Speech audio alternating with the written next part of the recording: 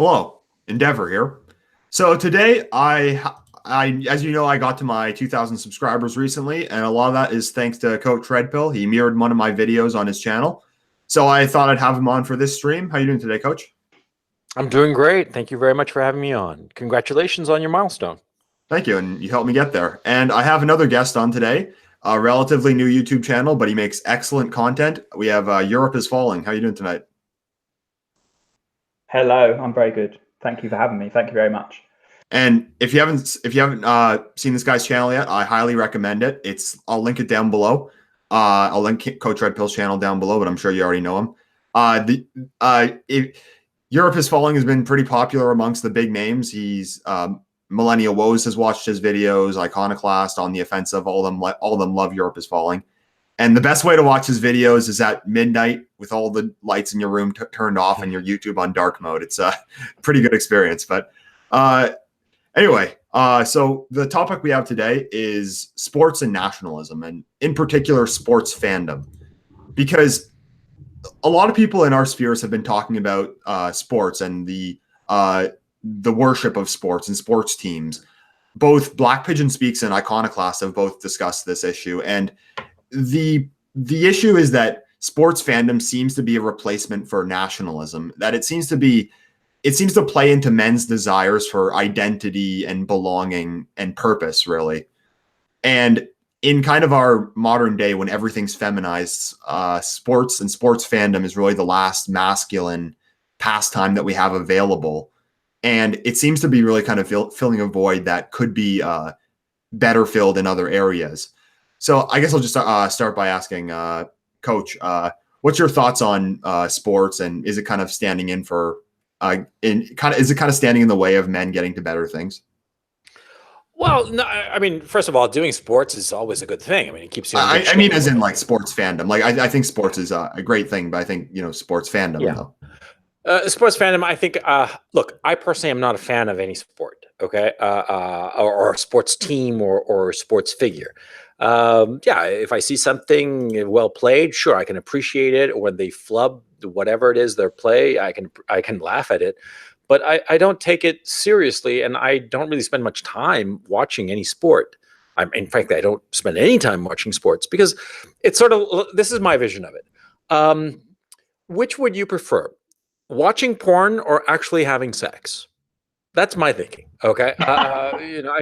It might sound a little vulgar, but yeah, I mean, do I want to be, wasting my time watching pornography, i.e. watching other people have enjoyable sex, or would I prefer to have enjoyable sex? I prefer to have enjoyable sex. Now, fandom, I think that, yeah, it's it's fomented and people are taught to follow a team or what have you, but I think it's empty commercialism, because like a lot of these teams, the players, they're not from that town or city or what have you. Manchester United's players are not from Manchester. They're from the whole globe, right? And they are bought and paid for and brought to Manchester to play for the team. And if these players get offered more money by Barcelona or whoever, they'll go there. So the players are not of the team, but we are sort of like taught to adore these teams as if they are the local team. They're not the local team. They're just a random franchise. All you're really rooting for at the end of the day are the colors on the shirt. And so it seems kind of stupid and pointless to me. And maybe I'm just a sourpuss on this issue. What do you guys think? I'll hand it over to EIF. What do you think on sports? I like what you said. I mean, sport in essence really is a bit like a simulation of war, and I think it appeals to all the same instincts. So those instincts aren't being nourished right now in mainstream society. Really, a lot of the reason for that is just because we don't have war. We haven't had any big wars going on in Europe for many years, 2 or 3 generations really. So that it's, yeah, I mean, I guess the question is, like, how do you nourish how do you take that instinct and put it into something more productive, more useful? But I think there is a place for sport. Like, I'm a fan of a few sports, and I think it's there to serve a job, in a sense, to direct those instincts into positive things. I think sport's generally a positive thing, but I know what Coach is saying. It is ultimately a simulation. It's not the real thing. The real thing is tribes at war, which has been, the most of our history. That's been the thing. I mean, look, I'm of course against, every tribe going to war against every other tribe, sure. And if we can abstract it into these arbitrary and frankly pointless games, and instead of the city of Manchester actually attacking the city of Dublin or whatever the fuck, they have the teams play, and it's sort of like an abstraction of that conflict. Oh, sure, I think it's a great thing. It's a wonderful thing. But my objection is that today, sports is not merely an abstraction of local tribalism and channeled in a way that is productive and harmless, but rather it's just a commercial enterprise where you're not rooting for people of your place. These people are not from Manchester. They didn't grow up in the slums of Manchester and got good at playing football and then wound up turning pro. They're from the streets of Buenos Aires, the streets of Sao Paulo, the streets of Zaire. They're from all over the world, and they come there just for money, for the sake of money, to wear a T-shirt, so that T-shirt, a replica of that T-shirt, can be sold for $70 or £70 at the local shop. And not just in Manchester, around the world, because you have people who have never set foot in the UK, let alone Manchester, who root for Manchester United as if it's quote unquote their team. But you're just rooting for a brand. I mean, how crazy would it be for me to say to you, I'm on the McDonald's team, and you're on the Burger King team, and I hate you, because you're on the Burger King. It would be insane, right? But that's kind of essentially what we have. Yeah, it's kind of abstract. What are they really getting behind? You're absolutely right. When you break it down, they're really just getting behind, a brand, a symbol. They're not. There's no values there. There's no ethnic group there. It's kind of just a facade of a group. It's kind of, in a sense, it's a bit like civic nationalism. Well, look, there was a time when sports teams were actually people from that town. Okay, there was a time when college teams, I mean, you're in the UK, but Endeavour, who's in North America, would know this perhaps better. I don't really know the UK system insofar as college teams are concerned, but in the old days, college teams were actually the student athletes. And it was amateur, and it was just for fun. But now it's all professionalized. It's all a money-making opportunity, or a way for people to sell merchandise. It seems pointless to me, and so I think it's stupid, quite frankly. And like I said, it's rooting for McDonald's. That's insane to me. You are right. I think.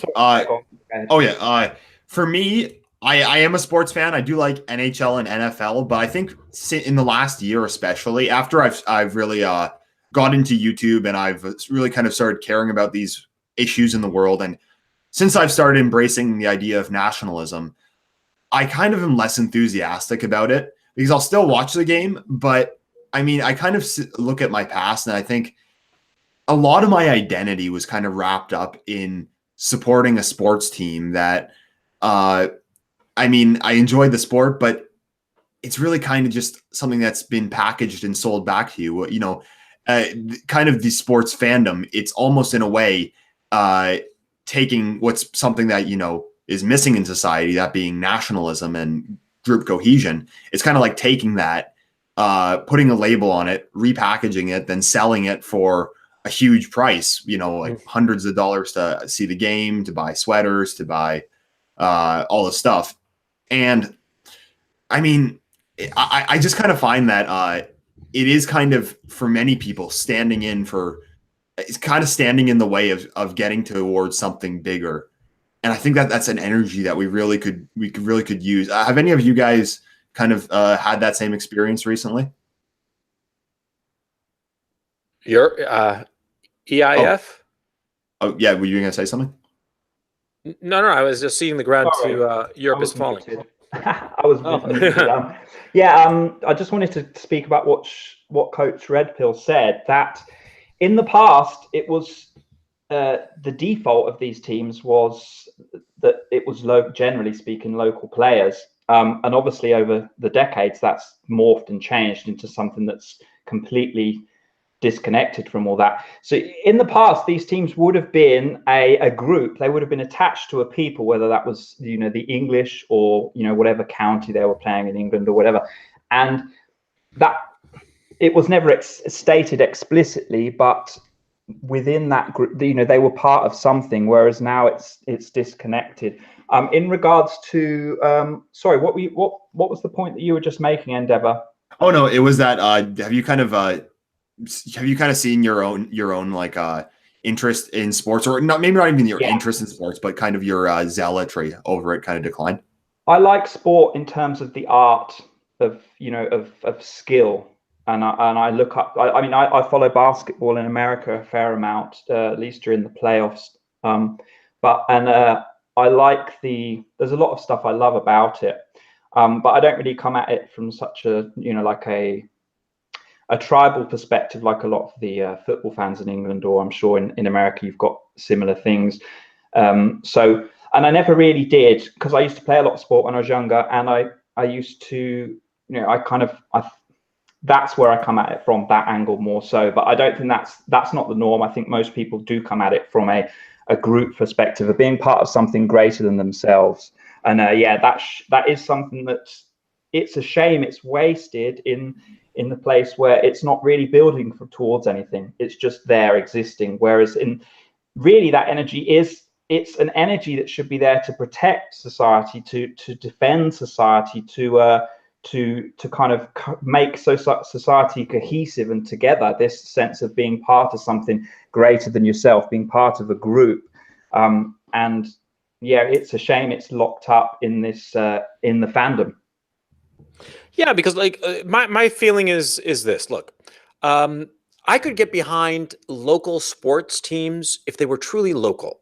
If they were just, only residents could try out for the sport, and the best people of that specific locality would wind up on the team, and the people, the support staff on the team would be local people, not professionals, nothing fancy, just the people there, and they play and they try the best that they can, and that kind of sport I could get behind, because it's not it's not even amateur. It's truly local. Okay. And I think that what happens is that we as especially men, we need to feel a part of a team. We crave it. We yearn for it. We want to be part of a team that has a common purpose.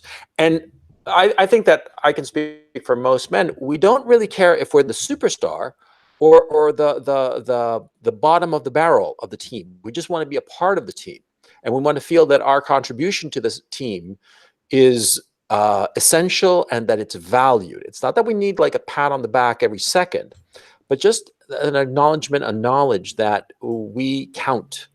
And so we want to participate in that. And it's a natural human thing. But what seems to me that's happened with professional sports and sports in general, even amateur level, like in college sports, is that it's become this natural and good human impulse, and this channeling of this human impulse that went from, all of us on the team that are hunting for the woolly mammoth, that turned into all of us on the team that is going to go and fight and kill the other army, because of our feudal lord says so, that eventually abstracted itself into all of us on the team that's playing this pointless and harmless sport. That was a good development, because it turned something that was necessary for survival, that was turned into something violent, because ultimately that's what what happened. That team effort at conquest of conquering the woolly mammoth was turned into the team effort into conquering the village across the river, or whatever, and that was abstracted into sports, and that was good. But now we no longer feel participating in that. We're just spectators. We're just watching. We're consumers. I'm sick and tired of being a fucking consumer. I don't want to be a consumer anymore. I want to be a participant. I want to feel that I have skin in the game. I don't want to be this homo economicus that buys the T-shirts, that buys the tickets to watch Manchester United play or whatever. And I'm not even from Manchester United, and none of the players are from Manchester, the city of Manchester. I don't want that anymore. I want something more genuine and more local. But that's me. One thing that it kind of reminds me of is that up here in Canada, the big one is the NHL, National Hockey League. Back in the day, what they used to have was the Montreal Canadiens. They play in Quebec. Their team used to be stacked full of French Canadians, and then the Toronto Maple Leafs, that they'd be a bunch of Anglo Canadians. And then when they'd play each other, it was almost like French Canada versus English Canada, and they'd be having fights and stuff like that. They'd be getting these huge scars, and I mean, it's just that's just that to me, that's Canada. Like, that's just amazing. But I mean, these days it's kind of just all commercialized. It's still there, but well, first of all, these two cities don't have any. There's no English Canadians left in Toronto. I'm probably the last one left here, and there's no French Canadians left in Montreal. And the tickets go for insane prices. And then when you look at like who's in all the seats, it's all these corporate suits. It's all these guys who are there for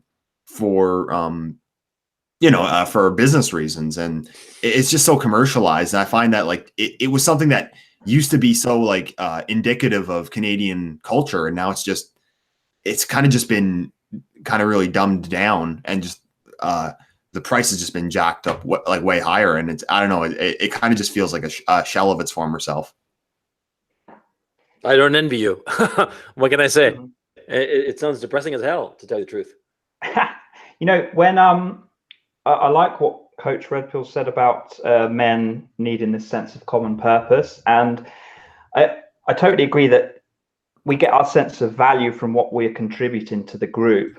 And I think maybe one of the reasons why these sports fans feel so disconnected from it all is because they're not contributing. They're part of this team, and they've got this, all this energy. But like you say, they're spectators. They're on the sidelines. Like, mm-hmm.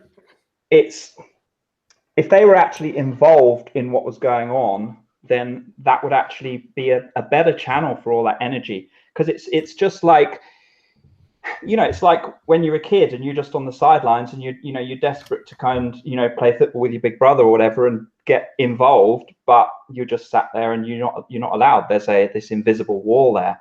Right. Yeah. You're not participating. You're not. And so because you're not participating in these sports, you're alienated from it. Because you're just watching, you're just buying the tickets, watching the show and watching the game on TV and staring at the ads between plays, and you realize, of course, that the ads are the real program, and the sport is just to distract you from the real business of selling you ads, and the team sells you the T-shirts or the jerseys or whatever the hell, and you're disconnected from it. You're alienated from it. And we see that in all of culture, that we're completely alienated from the culture all around us. We are sold culture, like it's fungible things. Oh, you want this culture or that culture? You want this kind of restaurant, a Thai restaurant or Indian restaurant or Bengali restaurants or Chinese restaurants or whatever the hell, right? But it's not organic. It's not you. You don't belong to it. You're just simply sold this culture. Because, I mean, watching sports is a kind of culture. I'm just very dissatisfied. And I'm just, I guess what's happened is that I've realized that the Western culture is totally a game of selling things. And I'm just not really interested in that. And I just don't want to have anything to do with that. And so I don't participate in that. because I don't want to feel that I'm just being sold stuff. It's like I said before, I want to. Like a veneer of culture we have nowadays, because historically the culture would have been tied to a people, to an ethnicity, to a group, to a history, to a collective purpose pointing in one direction. Right. Now it's just it's just words a lot of the time. It's just, oh, you know, we are this. It's not really tied to anything tangible. It's I guess with the sports teams and with this fandom and with politics today, really, in a sense, we've got the same two things kind of playing out. It's this veneer of something that used to be there almost. Yeah. And I think that one thing that people also need to remember is that a lot of the fandom, it usually goes beyond like cheering for the team and stuff. Like, it's very common for there to be fights. It's very common for there to be people like, I mean, I've seen countless videos of people, grown men and sometimes, crying on YouTube after their team lost a game. I've seen videos of people smashing their TV. I've seen all this stuff. And but I mean, what is when someone's smashing their TV, when somebody's fighting, you know, hooligans and stuff, that's tangible, that's real. So at some point it spills over, you know, this need to do something spills over, and it kind of, that's when you get violence and stuff and people getting angry and all this stuff. At least that's real and tangible. It's something they can touch rather than just being on the sidelines. Yeah, because and that's the real problem, that all this like energy, this masculine energy, well, obviously not when they're crying over it, but it's all being like directed into something that's really just commercial and really doesn't have any effect on the society as a whole. And I even found myself a few years ago, I never behaved like that, but I remember I did find myself really depressed when the teams that I watched lost a game, or I'd carry it with me the next few days. But one thing that Black Pigeon Speaks had pointed out was that there was I think it was a game when the Cologne football team played in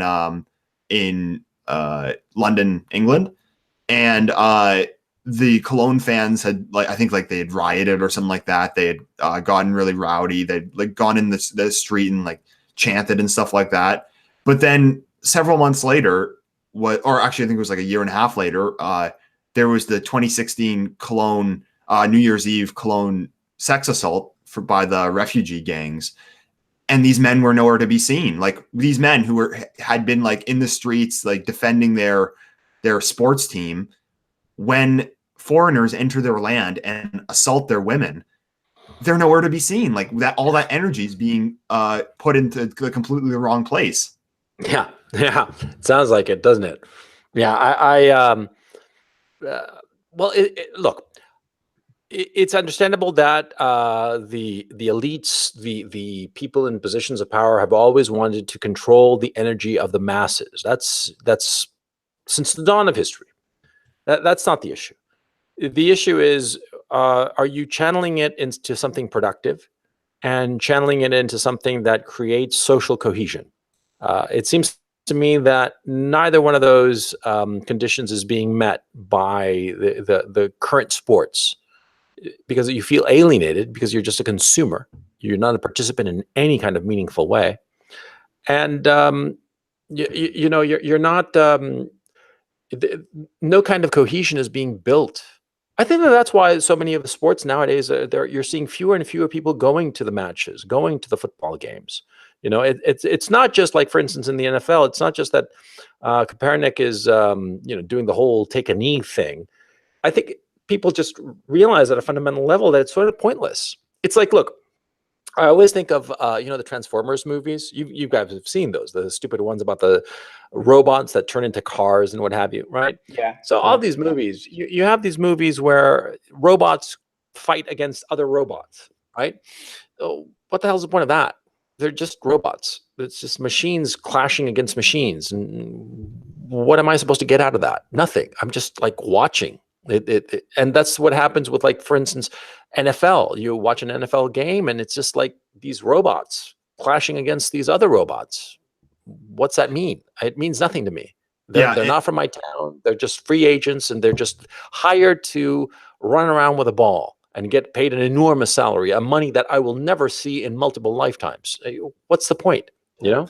And I find that like this, it's a very masculine energy, and that's something that we so desperately need in the West. That when our society is so feminized, we really just need like that masculine energy, and it's kind of being thrown away. Like for example, my country, Canada, I mean, our prime minister, like it just speaks for itself.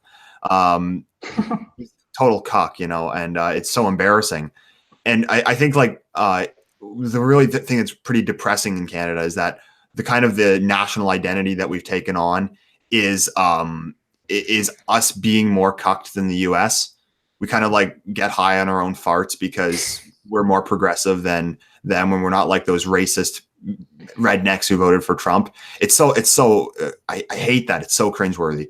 But hockey though, it's seeing virtue in weakness. That's what it is. Yeah, yes. Exactly. That's what I think I actually used that line in my in the video I did for on Coach Red Pill's channel. But but hockey fans though, they're not they're usually pretty masculine guys. Either they're they like beer, they have these beards, they're pretty tough guys, and like hockey players, like it's a rough sport, and that's kind of, and Canada like it's not our national sport, but it should be though, because it really kind of just embodies what Canada once was, and what I kind of hope it is again. And it's just like that seems to be the only outlet left that's being expressed, and I think that's fine, but it's like I'd like to kind of see that get out into wider society. And the frustrating thing is that these groups, I mean, at least in England, the middle classes and upper classes and the political class, they'll turn their nose up at these people as if they're just these. Well, they're referred to as gammon. That's that's the new slang term for them. But the reality is, if we go to if there's civil war in this country, if we have real problems, which we may do, is that those are the people that we're going to have to depend on to actually defend us.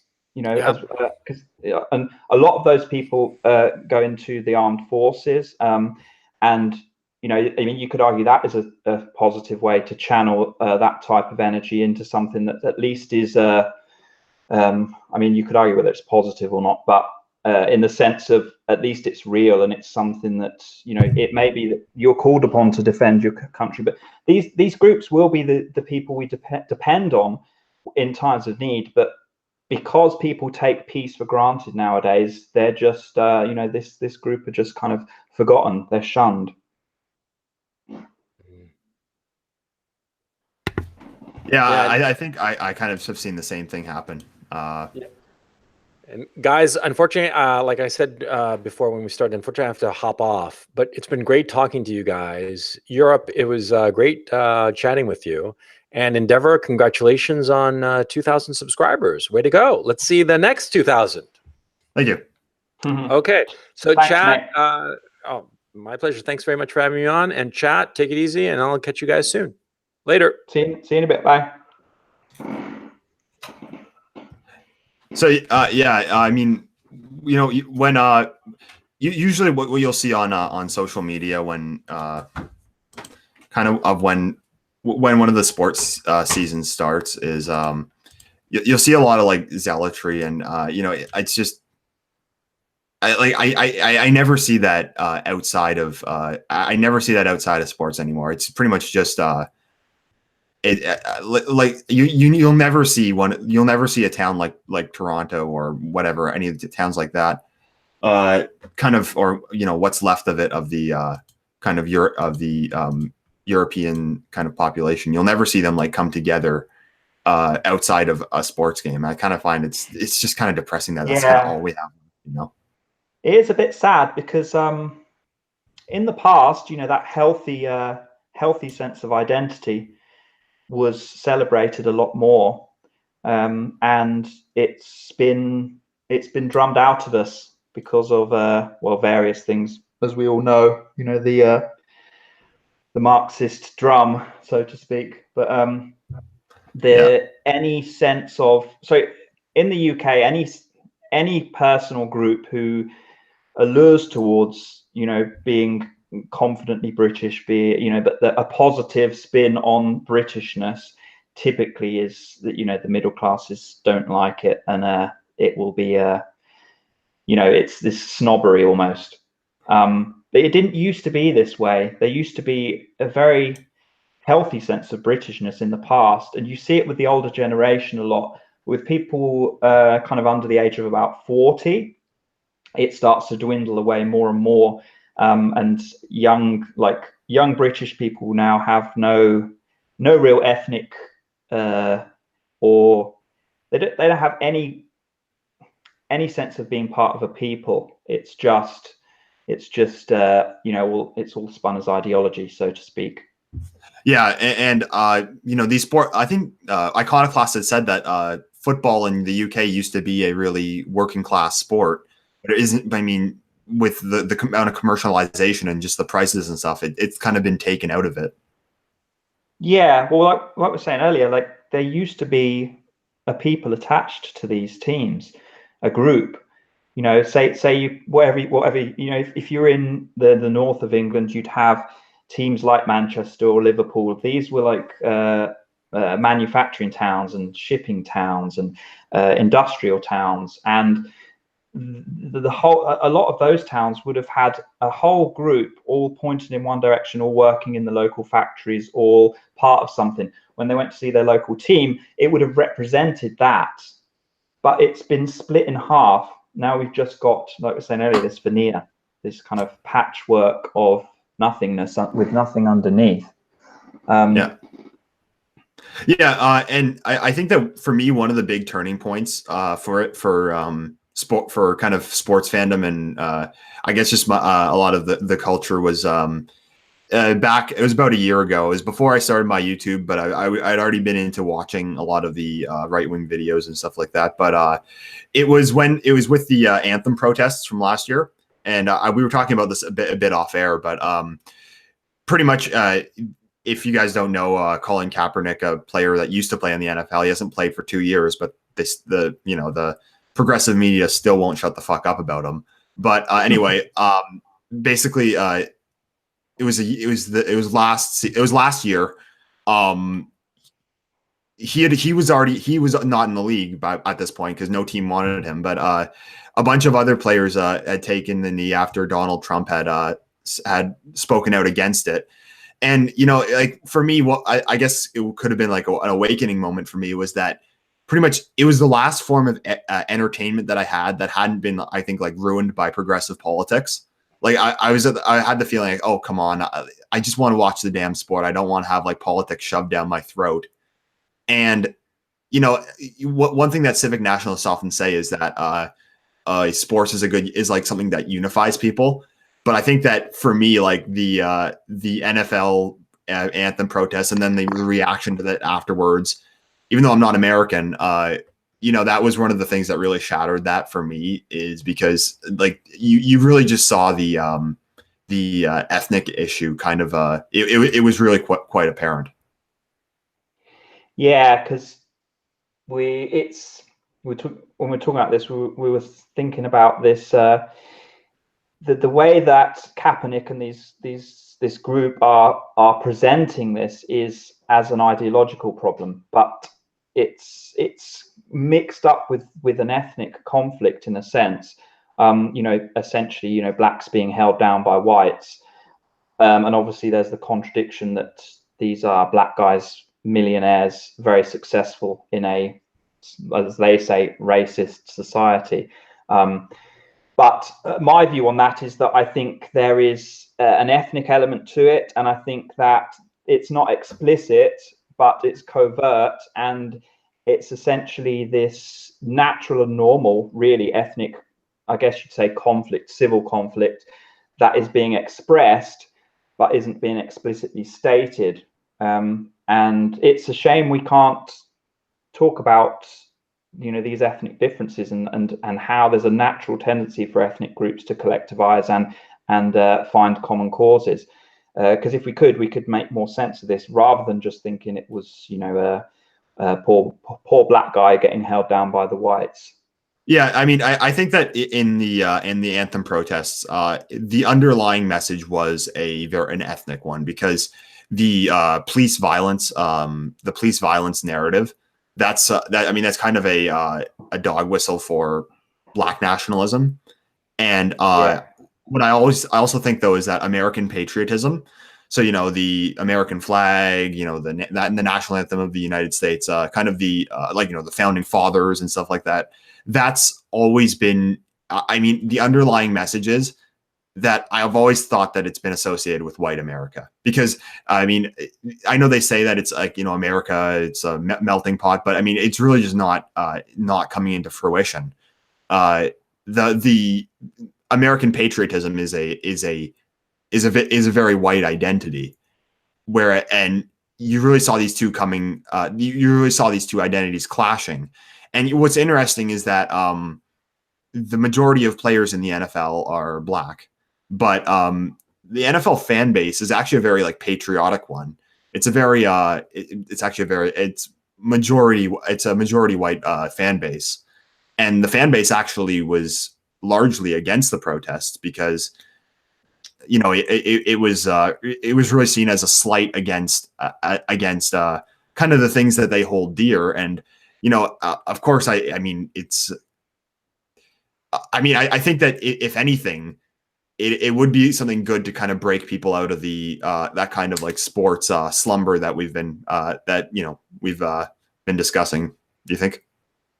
yes, I think as well, this recent stuff with Kavanaugh and all this dramas going on, I think a lot of people are starting to wake up to a lot of the bullshit coming from the left, in terms of just pure tribalism without really any ethics behind it.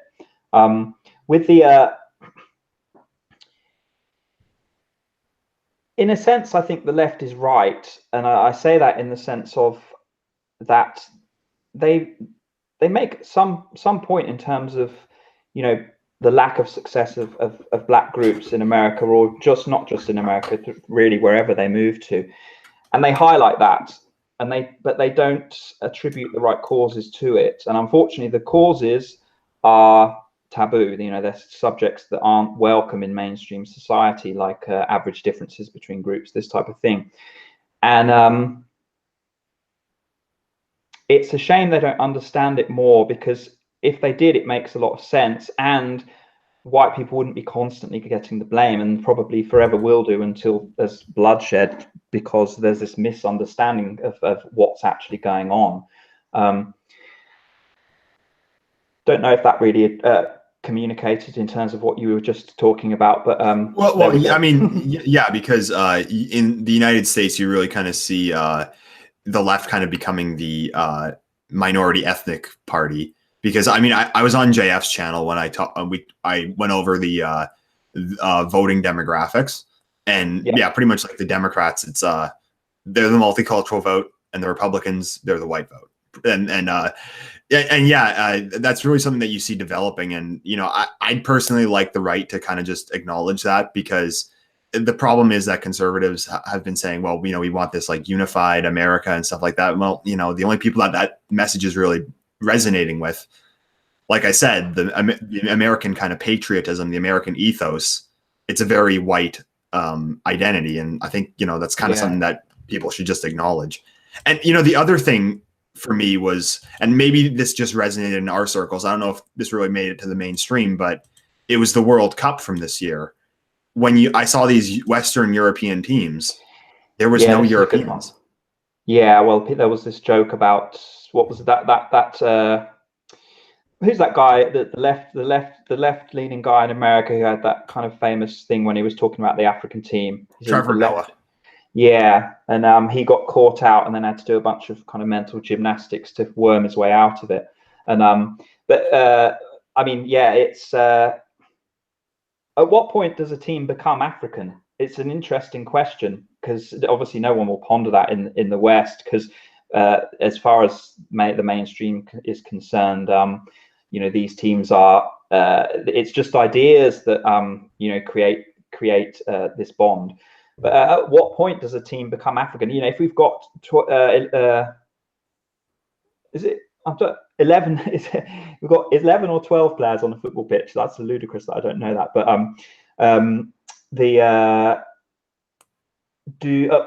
at what point, what percentage? You know, if 3/4 of them are from African descent, is it an African team, or is it an English team, or a French team, or a German team? I think the French and the English teams are probably two of the most ethnically diverse.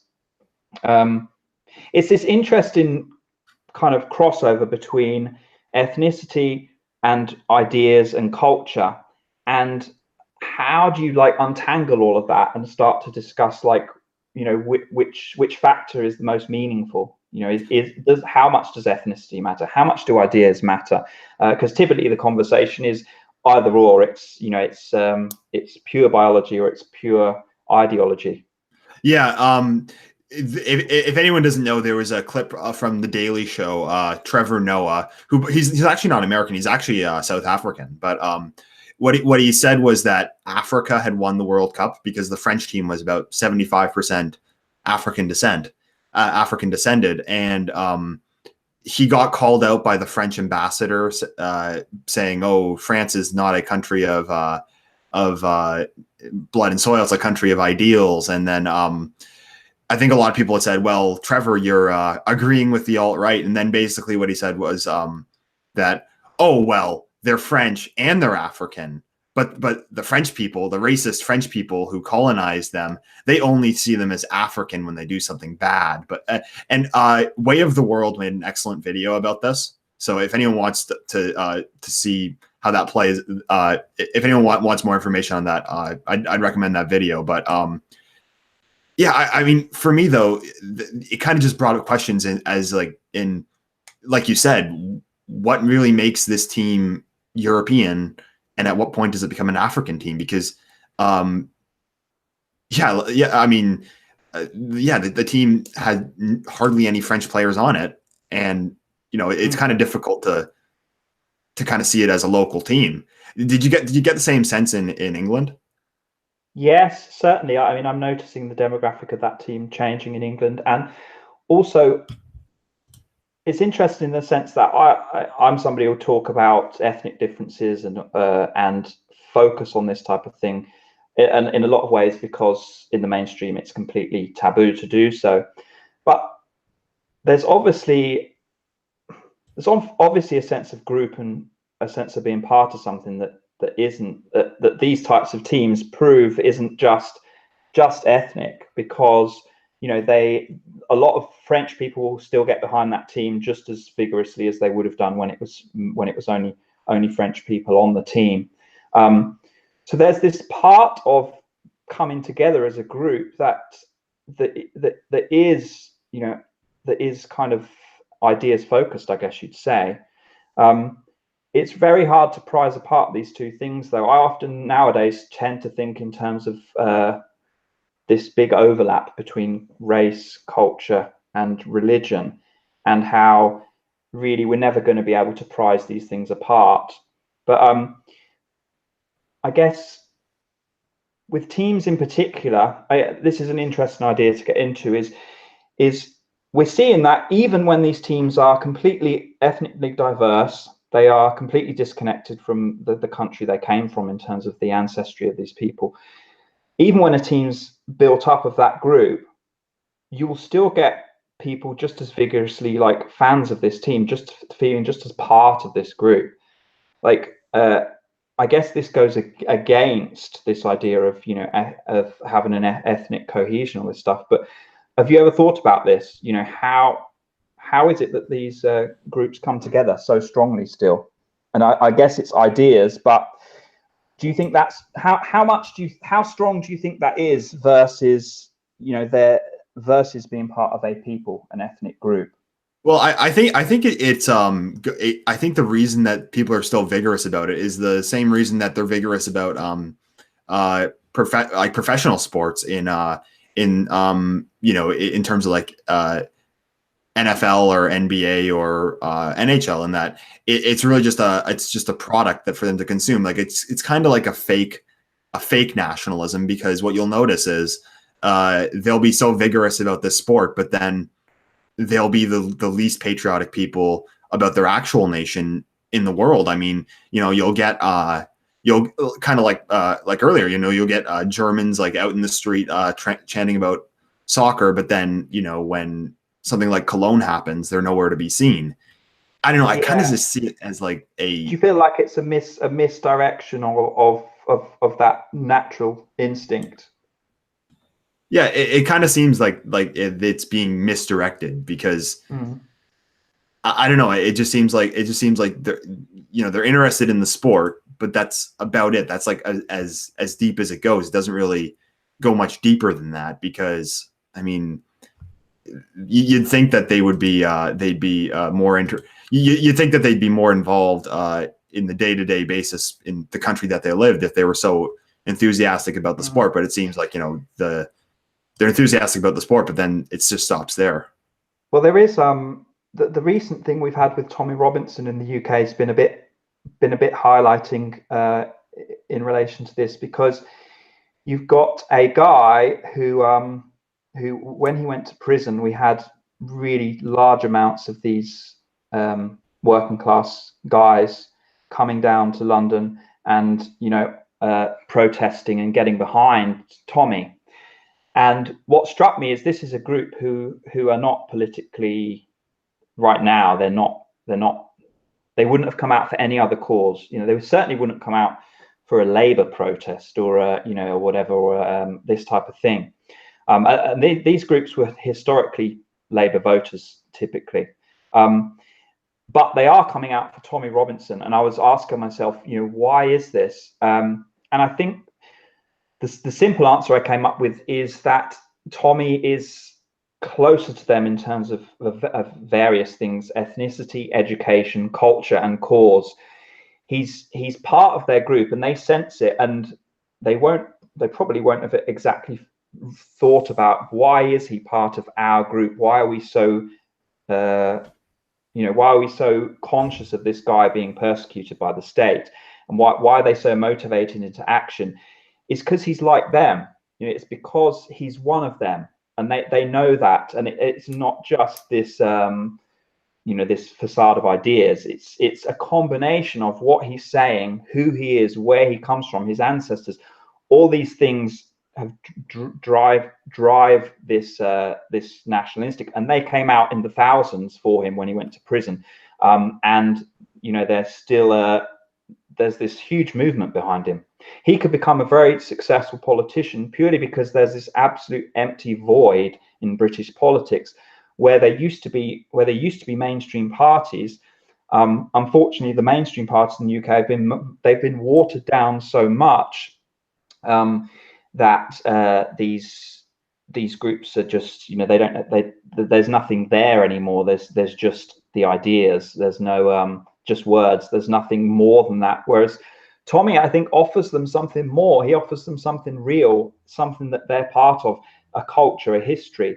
So it's interesting to me. And the reason I mention this is because all of these guys, they're the types of guys who you'll see on the football stands at the weekends. They're the types of guys who are disenfranchised. The types of guys we've been talking about today. But they were motivated into politics and into this thing because of this deeper underlying reason that's there, that no career politicians are going to be able to get at, because they're not part of that deeper meaning. Yeah, and I think the question is like, how do we get people to channel sports fandom into nationalism, and how to get these people to actually start I guess caring about the wider society, and how do you kind of re-channel that masculine energy that's so needed in society today?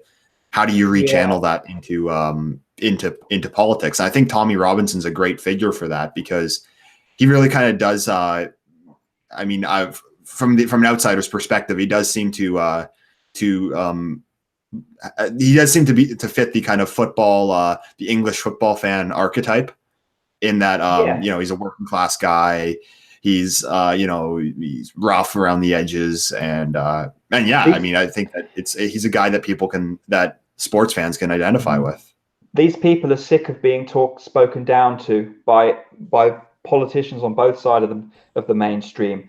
Everyone on the left talks down to them, and Tommy doesn't, because he's one of them. He's one of that group, and they sense that they're sick of being spoken down to. And no matter what, really, no matter what Labour say, and no matter what Conservatives, no matter what the mainstream says, there is a bigotry towards the working class in England that's been growing really since I was a kid, and probably before. But there's a bigotry of just dislike and disdain for these people. Tommy Robinson is a way, and he's proven that it's possible to galvanize these groups. And it would be interesting to see if you have somebody, and in a sense, Trump's a bit like that in America. A lot of the reasons why I see him getting in was because he had a very simple, easily understandable message that was pretty universal, but also he's really relatable. When, regardless of the people talking about how intelligent he is and this, that, and the other, when he interacts with people, it's on a much more like human level than most other politicians you'll come across. Certainly somebody like Hillary Clinton.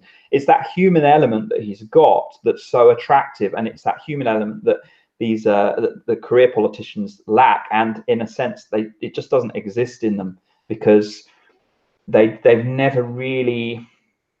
My sense is that they don't have enough real life experience, like somebody like Trump, who's been a businessman his whole life. He's been, kind of grinding away, like in the thick of it, so to speak. He's not just been sat in his ivory tower pointing fingers, which is what career politicians are doing.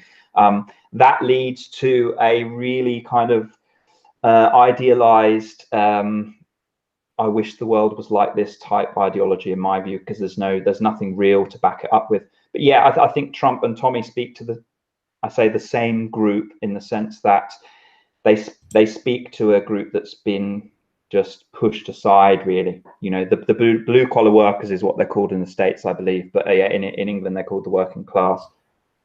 Yeah, and there's a new organization called the Football Lads Alliance in England. Have you seen anything good coming out of them?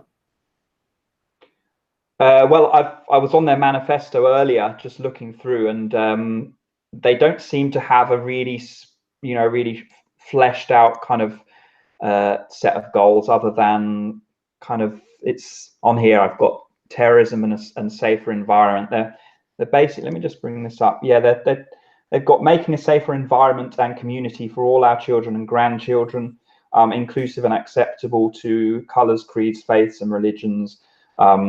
Holding our politicians accountable. So it's mostly anti-terror, holding politicians accountable, and they're marketing it as inclusive. But this is another outlet for guys in the UK. Do you have anything like this in America, like a way for these kind of this lost generation to kind of get involved more in politics? Is this a new thing? No, not really. I keep saying America, but I should really be saying Canada. Yeah, we don't. I think it's important for people to realize that a lot of these civic nationalist organizations, like, of course, I think that, long term civic nationalism is not going to win out, but in the short term, it's kind of a it's kind of the short term placeholder for stepping stone. Yeah, it's a stepping stone to eventually get it to ethno nationalism, I think, and I think that that's something that we can't ignore, because I mean, would I love it for if one of these groups was a explicitly nationalist group? Yes, I would, but I think the masses aren't really ready for that yet. So it's okay. Not. Yeah, it's okay to kind of hide it in under the vase of civic nationalism for now, as long as you A, don't like counter signal, and B, you have the idea, that eventually you're eventually gonna transition to real nationalism. I think that's what people need to remember, which is why I think that something like people like Tommy Robinson and the Football Lads Alliance, that's why I think these things are good, because these things they'll come along. I mean, as time goes on, they're gonna start to they're gonna go more to the right, and they're gonna I think eventually embrace a lot of the ideas that you and I are discussing, and stuff that we would want them to. I think that I would love an organization for like hockey fans in Canada, or something like that, because it's something that you could so easily channel, because there is like a the hockey fans, like, they are a unique kind of a unique guy, and they're actually, like, masculine men, which are unfortunately missing from Canadian leadership. The results speak for itself there, but I mean, I would just love to have like an organization of some kind, or some way of like getting these guys together and hopefully pushing for some political cause, and hopefully eventually getting that to become like a nationalist organization. Yeah, I'm looking at this Football Lads Alliance manifesto, and I don't think these groups are aware that that's implicitly what they're kind of moving towards. And I think there's so much shame in terms of these ideas in the West at the minute that people just feel that they can't go that far. But I mean, if you're focused on protecting people from terrorism in the West, what does that imply? Ultimately, you've got to start asking yourself, well, who's committing most of this terrorism? And it just so happens that they're doing that at a disproportionate rate. Per capita, there's one group that happens to be committing these crimes a lot more than the others. And you start thinking about, well, and I tweeted about this the other day, like, they don't have these problems in Japan. They don't seem to have these problems in other countries that haven't imported the third world. Unfortunately, once you start going down that rabbit hole, it leads to nationalism and ethnic nationalism and all this stuff. And I say unfortunately, I guess, in the sense of the mainstream people moving in this direction, is at some point they're going to have to deal with these ideas that we cover and other people like us cover, because it's just an inevitable consequence of starting to think about these ideas. At some point, you have to decide, what trade-offs do we want to make? Do we want to make, you can't have it both ways. You can't have a multicultural society that is also cohesive and free of third world problems, because you're going to have, that's the trade-off you make when you bring these people in. The trade-off is maybe the economy will benefit, maybe we'll have other benefits, but there are trade-offs, and these are the trade-offs that we're going to have to start facing up to. But I like the idea that these groups are starting to do something. And my view is, if somebody like Tommy Robinson does manage to join UKIP, they could potentially tap into this lost group who are really, like we were saying earlier, just they're channeling this nationalist energy into the sport, into a veneer, into something that's not going to take anyone anywhere. It's just going to continue year after year. So UKIP at the moment, they're essentially going to be asking themselves, what's the trade-off? If we take Tommy on, we're going to have a big backlash by the mainstream media. They're going to say, oh, UKIP's going more extreme, da da da da da. But the benefit of taking Tommy on is maybe we can tap into this lost generation. And the numbers, somebody will be crunching the numbers, thinking, okay, what's the benefits of this? What's the downsides? And they may go with it, they may not. But I think if they did, they could well tap into big percentage. The working class in England is in terms of the whites, is probably the biggest demographic. So and Labour's abandoning them, so they could quite easily tap into this, and they could grow quick with somebody like Tommy there, I think. Yeah, and I think that another issue that you had mentioned, that they say that they're against terrorism, and well, where does that come from? I think another issue that I'd like to get people to realize also is, well, who brought that here? Because Islam did not let itself into the West. Yeah. It was the politicians that let it in, and I hope that people can also I agree with them on the Islam issue, but I think that another thing that I think people will also eventually realize is that these problems didn't create themselves; they were created for us, and the people that created it for us are the people that are running our society right now, and I think that's kind of where a lot of people will start to push for real change. Yeah, and then you start looking at some difficult decisions You know, I made a few videos about, you know, voluntary kind of segregation and how you can manage that and things like this. But it's interesting to see this all unfold and look at it at longer term perspective in terms of opening the doors and really not having any public consensus about whether or not this was a good idea long term, and people are starting to talk about demographic changes and the implications of that. Going back to what you were talking about earlier, you said you're on JF's stream and talking about voting and demographics in the US, was it? And Yes. I was watching something the other day that was basically saying that the Democrats can just play a numbers game. In the long term, demographics are going to lead them into power. Like, is that something that you've looked into? And oh yes, absolutely. Like what I said on JF's channel is that within like 10 years, the Democrats aren't going to need the white vote anymore, because like all the only whites that are going to need to vote for them are just like, you know, the cat ladies and the shit and you know, the shit libs and all these types. They're not going to actually need the Democrats in the US don't need the white working class anymore. I mean, it's not quite that down the line in the UK, but I think eventually you were right that in the UK, the Labour Party is abandoning the working class because they found they've kind of found their base in the growing ethnic minority groups and in the, you know, cosmopolitan, you know, shit lib, you know, upper middle class, champagne socialist, you know? Yeah. And it's frankly easier to get some of these ethnic groups all pointing in your direction.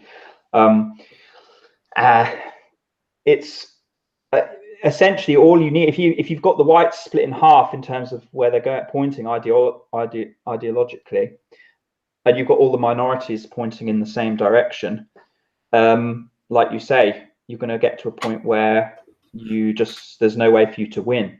At that point, it's going to be interesting to see what happens, because people are going to start realizing that democracy can only work for one side at that point. I mean, that to me would be when you're most likely to get civil unrest and some serious problems once one demographic realizes that there's no way for them to have any political clout anymore. They're going to be in a very dark place. Yeah, and because you know, I think another thing that that these guys will probably realize, kind of the football fans and this kind of group of even if they are like at this point civic nationalists, it's like why do they identify with Tommy Robinson above his like class? Why do they kind of feel a unity amongst each other? You know, when I think eventually they're going to look around and realize that there's an ethnic aspect to it too, in that they're all of the same ethnicity. And I think magnifies it. Yeah. And it magnifies it. Oh yeah, exactly. Because I think that's just something that needs to that, you know, I guess they just need to be woken up to, because it seems that it's already there almost. It's just that they've been taught that they're not allowed to look at it. They're not allowed to talk about it. But I do feel that it's there. And, you know, in Canada, I do feel that amongst the hockey crowd, hockey is still a very white sport in Canada. It's still like the fandom is still very white. And you know, it's kind of like a part of the culture that is a lot deeper than the kind of, you know, multicultural bullshit that is forced down our throats today, because it's been here for over 100 years. And it's something that, like, you know, the European Canadians built, and it's something that we've been raised in.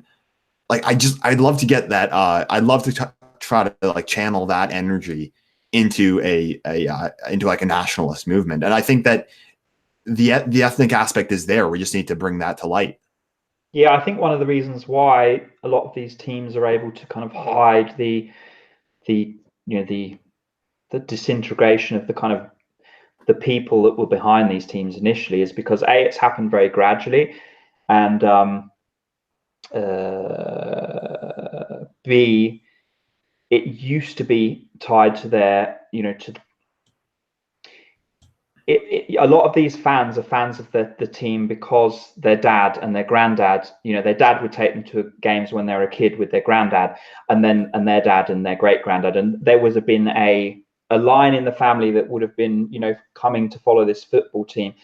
That ethnic line keeps them attached to these teams a lot of the time, I think, as well. So I don't think that can kind of be understated in a sense. I think it probably is an important factor. If you've been going to, if when you're a kid, if you go to watch a football team and you're part of that, that's a strong bond that you're going to develop at a young age. Now, you won't really notice over the years. I mean, in England, for example, like when I was a kid, it would have been really like in the early 90s when the Premier League, I think, started around that time, like early to mid 90s from memory. Forgive me if I'm wrong, but that's when the big money started to come in and the demographics of the teams started to change. And but it's drip. It didn't happen, overnight. And so because of that, there's been no kind of tipping point where these people have realized, like, I'm not really following this team anymore, like as in the team is kind of just this really abstract idea. I just was kind of trying to flesh out really what you were saying about this history of these teams. Because a lot of the history of these sports teams, and it stretches back before multiculturalism. It's something that's been in the land for a lot longer than that. And I think that you can definitely appeal to the tradition because it's something that people will identify with beyond just kind of the present day. It's something that they think about over the course of, like, their father watched the team, their grandfather watched the team. I think that I mean, if you can just get them to see the kind of that team as a bigger part of the society that you're in, I mean, I think that that's what you really need to do, because kind of like the problem we discussed at the beginning is that they kind of just see that team as an island, and that that is their nation, and that that kind of sports team is not part of a bigger nation, being their actual country. Yeah, and historically it would have been. If we could get more people in politics, at least in the UK, like Tommy Robinson, more relatable people who have a real connection with the working class. Like that would be probably something that would be very useful. And I'm just trying to think about, like, the Gerard Batten, the current leader of UKIP. Like, he's a nice guy, but he's certainly not like Tommy in terms of his relatability to the working class. And like you were saying earlier, maybe at some point they're going to start to realize that there's more to this connection. You asked this question, you're saying, like, why are they connected to Tommy? Why is it that they like Tommy so much? Why do they feel a kinship with him? That's an important question, really, that we can't really answer in mainstream at the minute. But it is an important question in terms of it starts to unravel towards, well, there must be something common amongst those people. It's not just that they've got, the same culture. Where does that culture come from? It comes from something more deep. People really respond to that, and it's frowned upon, but that's really what can really drive and motivate these people, I think, is finding a way to really pick away at that underlying ethnic group that wants to be represented, that wants to feel a sense of control of the society they're in. I mean, my sense is, if you could get more people like Tommy in UKIP or in one of these parties, but you'd have to do it. The problem is you'd have to do it in a way that you need just the right type of working class guy for this, because unfortunately in politics, as much as people turn their nose up at these politicians and kind of say they're stupid, I don't really think that's the case. I think a lot of them are, relatively speaking, much smarter than the average, even though they talk nonsense. You need to get somebody who's got that kinship with the working class, but who's also pretty savvy. That's a hard combination to find. Tommy's kind of there, but I'd say He's probably not as sharp in certain areas as he could be. I don't think he's the perfect guy to lead that group forward. Finding the right people to do that will be tough, because you need somebody who's got the smarts and is connected to the working class, and the working class aren't they're not as educated as some of the the middle class and the elites, so to speak. This is it's a tricky thing to get around, finding the right person for this job. Yeah, because I think that that nationalism is going to be driven by the working classes and by the lower classes, because in the past a lot of right-wing movements were seen as kind of often driven by the elites and stuff, but in the present day that we're in, the elites kind of have been the ones who have sold us out, and they're kind of the ones who have really betrayed the masses. And yeah, I think that it's kind of like working into that sentiment of the working class, the working man, the average man. That's really kind of the sentiment you need that I'd like to really tap into. And I think people can see. Yeah. Oh, go ahead. People can see through it when it's fake, though. Like Jeremy Corbyn, he portrays himself as the man for everyone, but he will never ever be able to galvanize people like Tommy Robinson can, because they're just words with Jeremy Corbyn. The guy doesn't he's not ethnically tied to Tommy and that group. He's not really one of them. For sure, because Jeremy Corbyn strikes me as like this weak, pathetic, like old hippie who's past his prime, where because he looks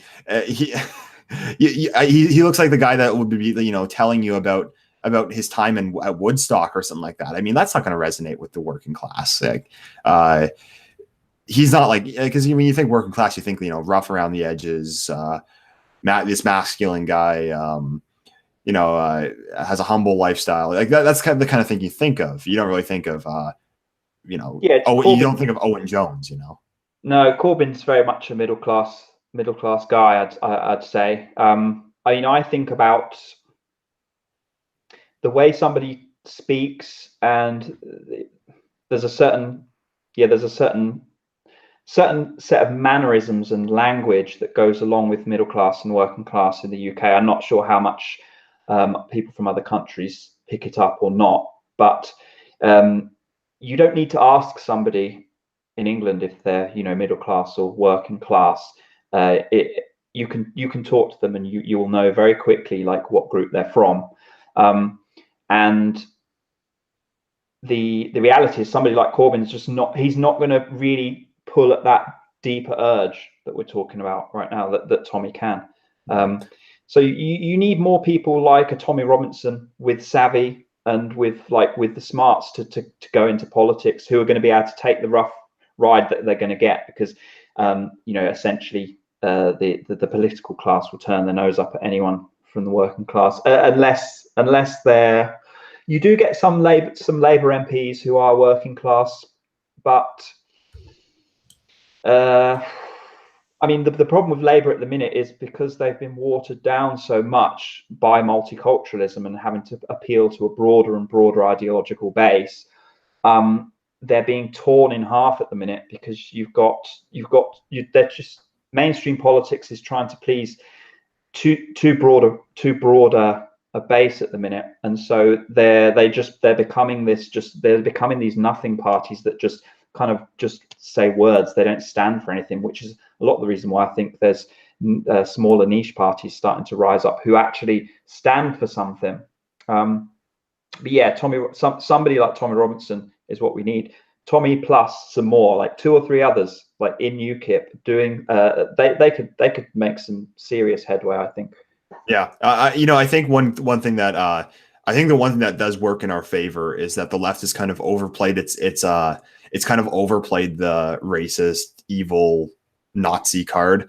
Because like when you look at people like the Football Lads Alliance, when I searched them up, they said that they were an anti-extremist organization. They were anti like terrorism and stuff. But then when I searched what the mainstream media was saying about them, they were saying, oh, far right, white supremacist, racist organization. And it's like, well, you know, if even the kind of more moderate nationalists are being called that, you know, the effect is eventually just going to wear off. And that, you know, if you're already considered to be complete pawn scum by the left, then you have no reason not to entertain kind of the ideas that you and I are trying to espouse.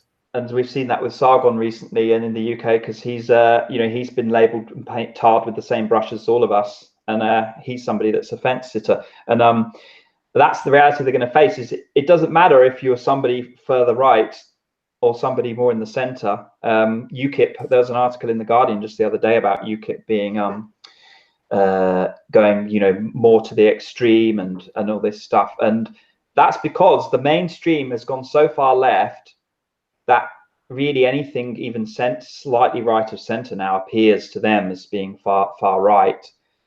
This is more, in my mind, a symptom of the moving of the Overton window drastically towards the left in the West, and that's what they fear, because in their mind, Sargon is far right.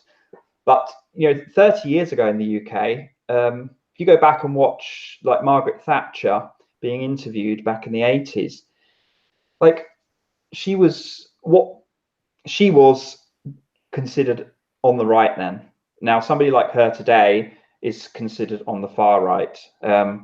So it's a weird thing, because you can't, like you were saying, you may as well just go the whole way, because you're going to get tarred regardless. Even if you're like a hardcore race realist and want your, like, you know, your absolute like ethno state with pure milky white skin, you're going to get labeled by the mainstream pretty much the same as somebody like Sargon. So exactly, yeah, because why not take that extra step? Yeah, exactly. Because you know, in Canada we actually had an interesting situation like this. There was a guy named Maxime Bernier, and what he had said was like, and what he had said, it was, you know, had anyone like in our sphere said this, I would have called them a cuck. But what he said was basically like, you know, multiculturalism is great, but you know, we need to work on integrating. And you know, it's just like the most basic like civic nationalist, like just cuckery, really. But I mean, but then basically our conservative party, not our liberal party, our conservative party freaked out at him for it and said, oh, well, multiculturalism is amazing, you know. And he basically was ostracized, and he actually left the party. And now he started his own party. And you know, I'm hoping this party can be our UKIP, because you know, of course they're nowhere near where I'd like them to be eventually, but it's just a step in the right direction. Because I just thought, like, you know, if they're gonna say that if they're gonna, like, you know, ostracize someone, our own conservative party is going to ostracize someone for even the most like basic civic nationalist talking points. In one way, it's kind of a black pill in that, like, you know, my ideas are nowhere near the mainstream. But in another way, it's kind of a white pill, because a lot of these people are eventually just going to realize that, yeah, no matter what, if I'm not like a hardcore progressive, I'm going to be called this anyway. So, you know, I might as well, pretty much anyone that's being called this is on my side. And I think that's kind of when people are going to start to entertain kind of more stuff that we're interested in. Yeah, because ultimately this is a problem with the left, is that you have to be in with everything, every single part of what they say. You have to be nodding your head and you know, basically part of that group. And unfortunately, because their ideas are so fragile, any real criticism often tends to fall apart, and so they have to be very, very protective of their dissonance. Yes. You know, they have to be very protective of it, a little bit like religious groups do, because you know, if it's very easy to pick holes in religion.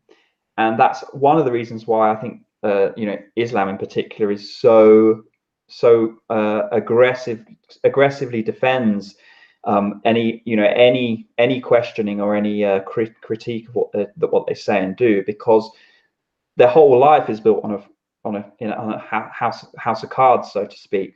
And I think the left mirrors that a lot to some degree, is that their ideas don't hold up, and that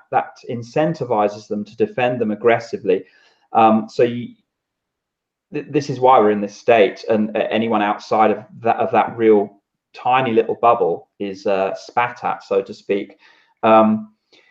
Ultimately, it's going to come down to an us versus them type, well, culture war that we're in, but it may well spill over at some point into something more than that.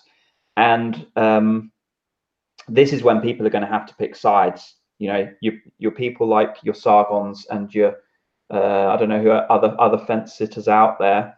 Gavin McInnes, Paul Joseph Watson. Yeah.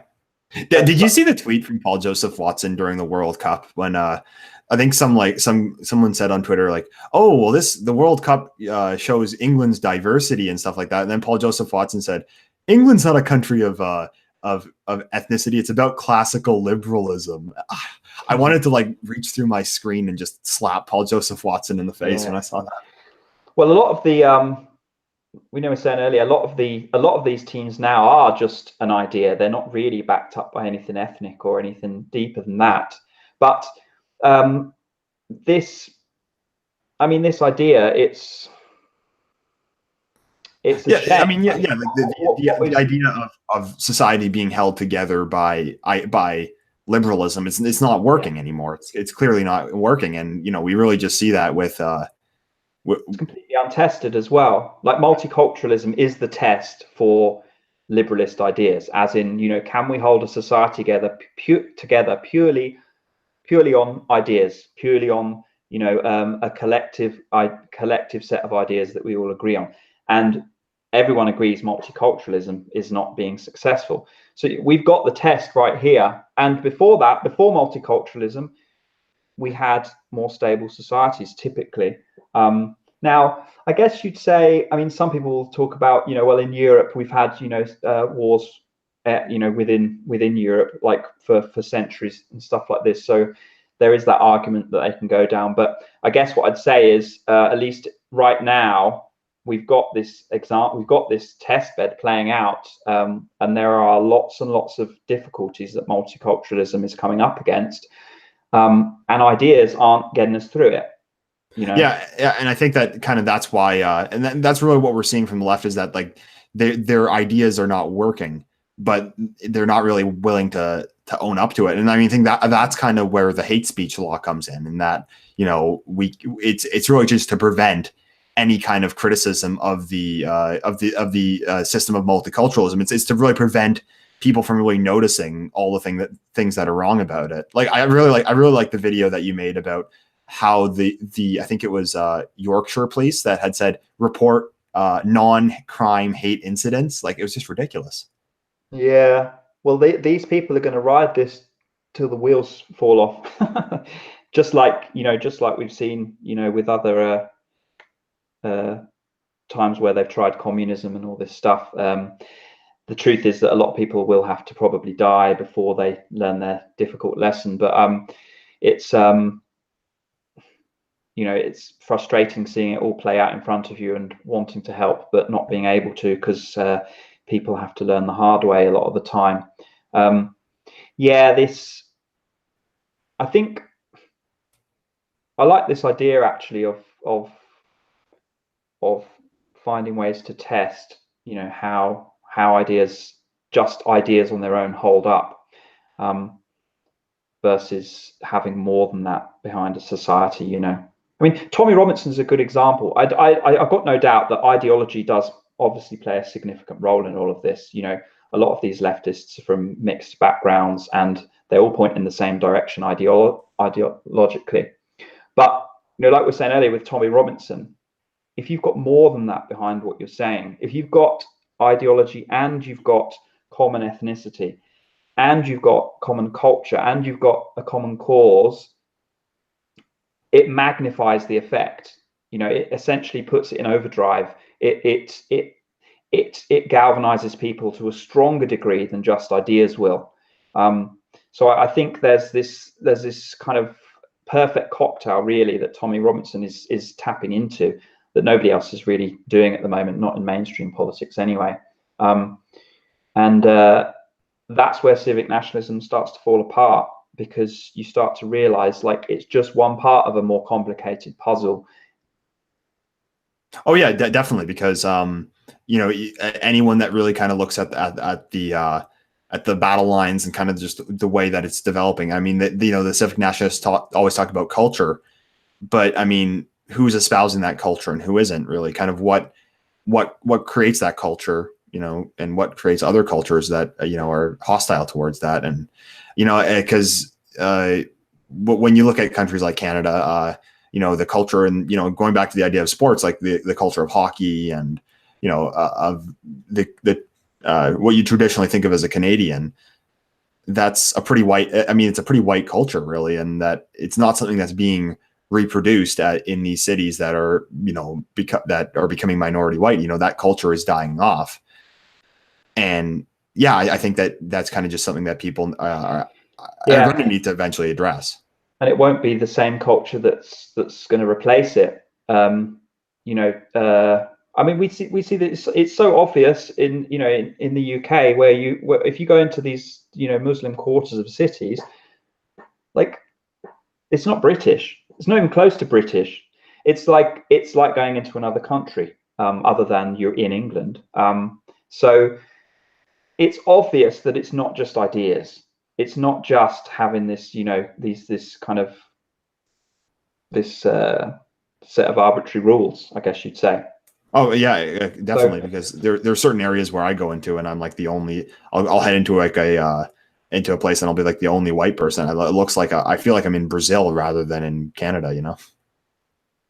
Yeah, and once you actually start to acknowledge this kind of balance between ethnicity, race, and culture, you can start to really understand some of these things more deeply. I've found anyway, as I'm watching people, like I was watching Question Time the other day, and starting to understand more, like, what's really going on here is, like, there's this ideological war going on the surface, but underneath that there's also ethnic, civil kind of conflict, and it's hidden away, but it's there.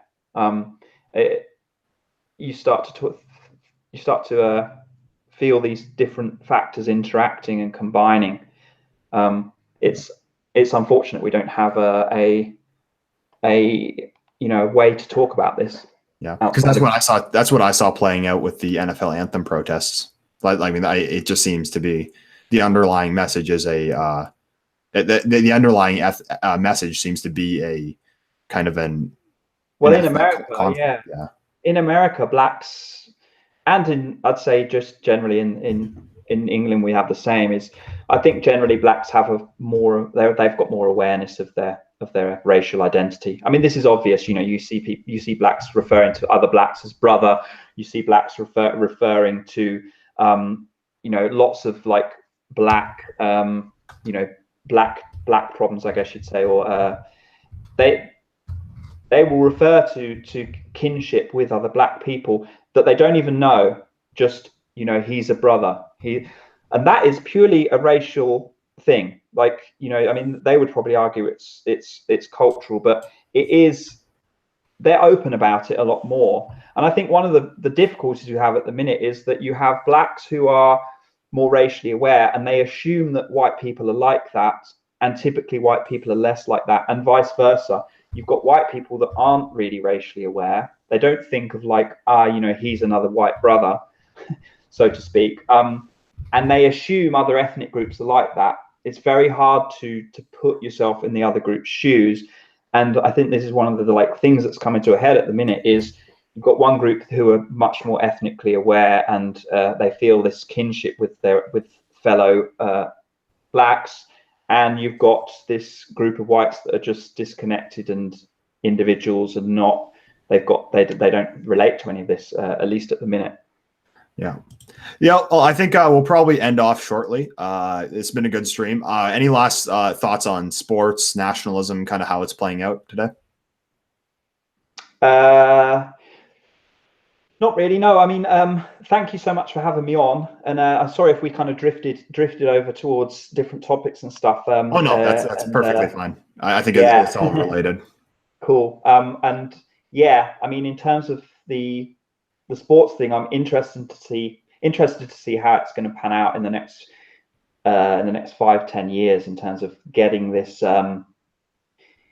getting the working class in England specifically to seeing where their tipping point is, seeing at what point do they, in terms of the problems we've got with multiculturalism, at what point do they start to get more and more active in politics, and they start to kick up a fuss more and more. And I'm sure we'll see the same, in Canada and the US. At what point is this group going to start standing up? At some point, they're going to have to. Otherwise, they're going to, they'll just be squashed like cockroaches. So at some point, they're going to have to do something. It'd be interesting to see when and how that happens and how it unfolds. Yeah, I think I definitely am looking forward to that too. I'd really like to see how sports kind of plays into the culture war as a whole. I think my last thoughts are sports are great and sports fandom is a good thing too. This stream is not meant to shit on sports or sports fans. I still enjoy sports. I like playing sports and I like being a fan of sports also. But I think because sports is part of our culture, but I'd like people to realize that it's part of a bigger culture. It's something that has been raised up in our nations over generations. And you can't lose track of what really the culture that these sports have really developed in. You need to remember that you may be a fan of a sports team, but that sports team, it's just a part of a bigger nation, and your real nation is your country. And I think that camaraderie amongst sports fans and stuff, that's all good. But I think people really need to start channeling that into bigger things, because our countries are in trouble, and with sports being kind of the last outlet of masculinity in our society, I think that it's an energy that we really need to channel into something bigger, and I'm looking forward to seeing that happen. Well, thanks for coming on today. Europe is Falling. This guy has a great channel. Check him out if you haven't already. He's pretty popular amongst the big names already. So yeah, he makes great content. Thanks for coming on today. Thank you very much, Endeavour, and I'll look forward to chatting to you more at some point. Yep. I'll definitely talk to you again sometime. And thanks to Coach Red Pill for stopping by. He had to head out, but yeah, it's always a pleasure talking to him. And thanks to all you guys that the new subscribers I got, the ones that came over from Coach Red Pill's channel or from JF's channel. Yeah, it's been thanks for the 2,000 subscribers, and looking forward to talking to you all again soon. Later.